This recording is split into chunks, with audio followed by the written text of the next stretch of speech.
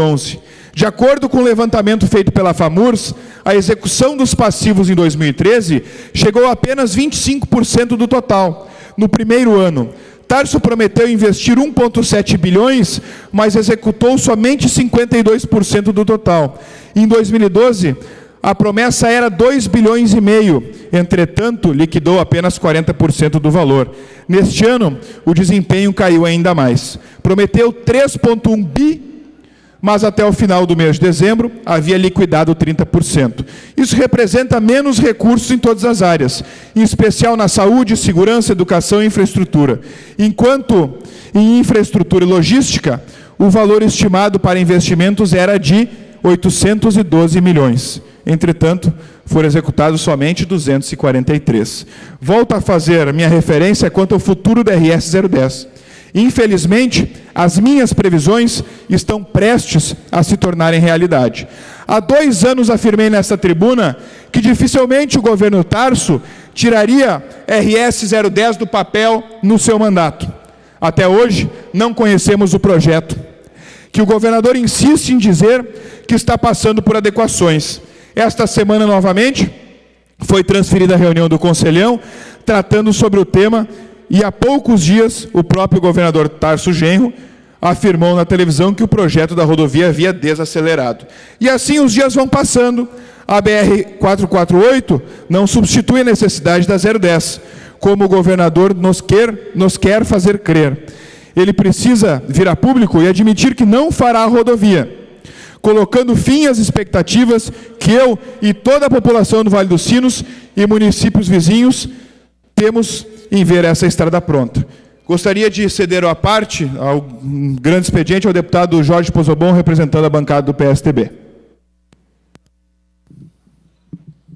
Deputado Lucas Redecker, em primeiro lugar, não há o que questionar a avaliação numérica que Vossa Excelência fez pelo governador, do governador Tarso Genro, do PT.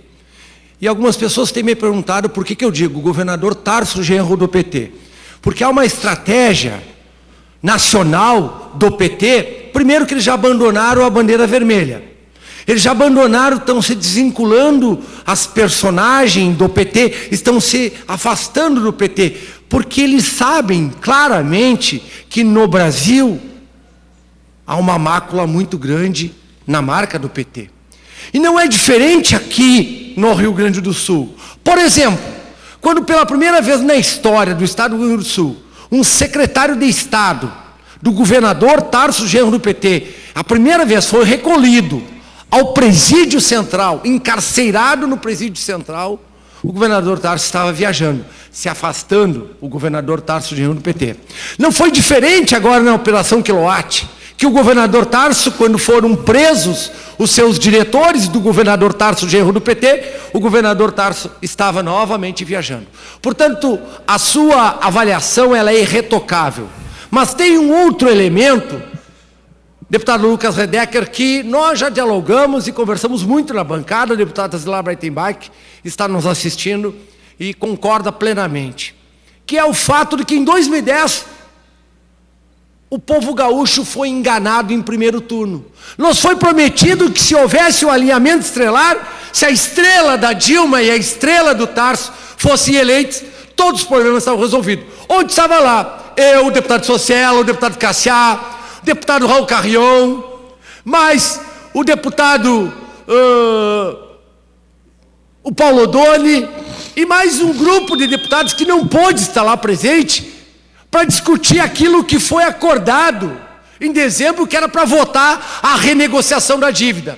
Ou seja, a presidente Dilma do PT deu a ordem, não votem. O senador Renan Calheiros prometeu para mim, para o deputado Socella, presidente dessa casa, na frente do senador Paulo Paim, da senadora Ana Amélia, do senador Pedro Simão, que ia colocar em votação. A presidente Dilma Rousseff do PT, que é, em tese, uma representante gaúcha, fez a articulação política para não ser votado a renegociação da dívida. Isso é importante nós falarmos, lembrarmos isso agora em fevereiro, porque nós não vamos esquecer da Dilma e do Tarso no dia 5 de outubro. Para parabéns pela sua manifestação, muito honra o PSDB e quero dizer do orgulho que é ser seu colega nesta bancada. Muito obrigado, deputado Pozobon, pelas palavras. Concedo a parte ao deputado Jurandir Maciel, representando a bancada do PTB. Quero saudar o presidente dessa casa, o deputado Lucas Redecke, saudar a sua manifestação, deputado, mesmo que em alguns pontos eu não concorde com algumas questões que Vossa Excelência diz, mas acho que é importante e pertinente. Por quê? Porque, na realidade, um Estado ele tem que ser visualizado tanto do ponto de vista horizontal da sua sociedade, quanto do ponto de vista vertical. Na questão horizontal, nós cuidamos e assistimos com muita força o conjunto geral da sociedade. E no processo vertical, as formas estruturantes deste Estado. Infelizmente, nós vivemos num Estado e num país que carece de reformas de base. E essas reformas, sem sombra de dúvida, e por isso que é importante a sua manifestação, essas reformas, sem sombra de dúvida, grande parte delas, ou na sua totalidade, estão concentradas no Congresso Nacional, Câmara Federal e Senado, que infelizmente tem uma dificuldade muito grande de se movimentar e fazer essas reformas de base, para que nós possamos desenrolar todo este processo nos estados e nos municípios. Mas eu quero salientar, e é importante, porque em todos os lados e todas as críticas, sempre também tem as questões pertinentes e importantes feitas pelo governo. E aí eu quero salientar com muita propriedade a questão da saúde. O governo do Estado hoje está investindo e mudando o paradigma da saúde, e aí cito Barra do Ribeiro, Guaíba e agora lá o Vale do Rio Pardo, onde o governo assume a estrutura hospitalar na sua totalidade, não impondo ao município contrapartida para o pronto atendimento ou coisa e tal, que fazia com que os municípios, de uma certa forma, tirassem dinheiro da ação básica e trouxesse para a ação hospitalar, que é uma responsabilidade do Estado. Isto sem sombra de dúvida, horizontalizar, fazer com que o governo chegue às camadas mais necessitadas. E o nosso governo tem trabalhado nesse sentido. Não consegue e talvez não vai conseguir fazer tudo. Por quê? Porque nós carecemos, sem sombra de dúvida, daquilo que o deputado Socélio e os demais deputados foram fazer lá no Congresso, que é nós podermos começar a fazer as reformas de base e não os remendão. Mas meus parabéns pela sua participação, pelo seu grande expediente, porque eu acho que traz para dentro desse parlamento a discussão mais importante do mundo político, que é efetivamente enfrentar as questões pertinentes à organização do Estado e principalmente do Brasil, e sem sombra de dúvida nós vamos ter que começar a trabalhar com muita força, forçando que o Congresso Nacional e forçando que a Câmara e o Senado assumam na sua totalidade a discussão da reorganização do Estado de Direito Democrático e a reorganização e as reformas de base que nós tanto precisamos. Meus parabéns pela sua participação nesse grande expediente. Obrigado, deputado Jurandir, sempre parceiro do bom debate político, no campo das ideias. Eu quero ceder a parte ao deputado Cassia Carpes, da bancada do Solidariedade. Deputado Lucas Redecke, quero contribuir com a sua explanação e, desde já, dizer que eu procurei olhar aqui e se encontrava um deputado da bancada do PT. Não tem um deputado da bancada do PT. Este é o Estado do Rio Grande do Sul. Parece final de campeonato. O governo entregue. Não foi um deputado do PT a Brasília conosco.